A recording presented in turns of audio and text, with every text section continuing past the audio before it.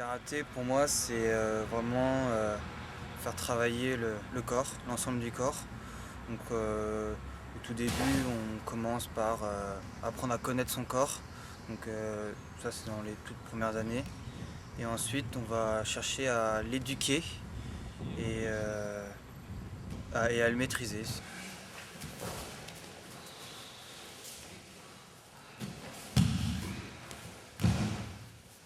Le karaté m'apporte une confiance en moi, beaucoup de sérénité. Ça apprend aussi une grande maîtrise. Le karaté, c'est un art de vivre pour moi. Ça m'a apporté une forme de sérénité dont j'avais besoin et ça a remis les choses à leur juste place.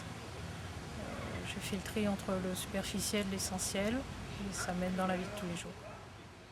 Eh bien, le karaté, depuis 6 ans, m'a apporté confiance en moi et m'a permis de gérer mon stress, de me contrôler aussi et oui, surtout d'avoir confiance en moi. Je pense que ça m'a apporté déjà à avoir beaucoup plus confiance en moi, à prendre conscience de mon corps, aussi du corps des autres, à savoir anticiper plus de choses, être un peu plus réactif et à développer aussi sa créativité, une créativité qu'on ne soupçonnait pas forcément à l'origine. Moi, quelque chose de très important, c'est l'apaisement. Quand j'arrive au cours de karaté, la plupart du temps, je suis assez stressé par le travail, etc. Dès qu'on passe la phase de l'échauffement, tout cet univers un petit peu professionnel s'est évaporé et quand je sors du cours, je suis assez zen, on va dire. Voilà. La pratique est très accessible et en même temps elle est très difficile. C'est-à-dire qu'elle est très exigeante, mais elle est ouverte à tous. Oui, je pense que le karaté, il se vit en plusieurs étapes. Il y a une étape, en tout cas moi je l'ai vécu au départ comme quelque chose de physique, un peu difficile, c'est-à-dire forger un petit peu son corps, mais c'est accessible. Et puis après, effectivement, finalement, chercher à se décontracter, c'est-à-dire au départ on se contracte en pensant qu'on va être fort, et puis en fait on se rend compte que pour être fort finalement il ne faut pas être si contracté, et que tout le travail justement c'est d'essayer de se décontracter pour pouvoir faire évoluer son karaté. Oui, donc ce que ça m'apporte, c'est une certaine confiance en moi,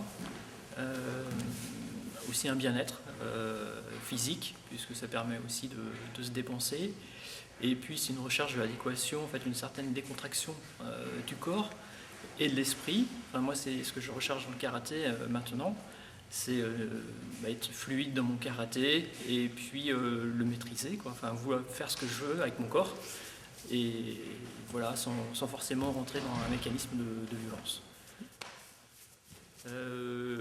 L'efficacité, c'est le bon geste au bon moment.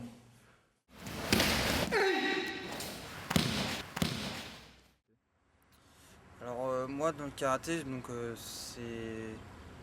c'est pas du tout pour la compétition que je fais ça. Donc c'est vraiment pour moi. Et non, c'est plus le côté discipline, le côté traditionnel qui m'intéresse, qui m'attire. On travaille à son niveau, dans ses moyens. Si on n'est pas souple, on va pas essayer de chercher à envoyer un coup de pied au niveau de la tête. On peut viser toutes les parties. Seulement on peut apprendre.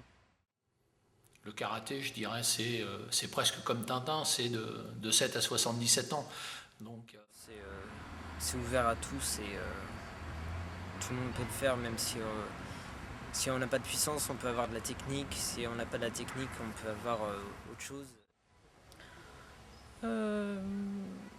Se tenir à son engagement, c'est du travail, un investissement de temps et de travail, et s'y tenir. Et je pense que c'est la clé de la réussite, en tout cas de la progression.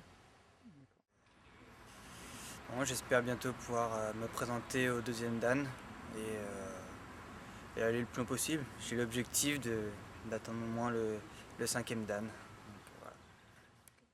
je dirais, le mieux c'est de venir voir et presque de passer le kimono dès le premier cours, de façon à bien se rendre compte.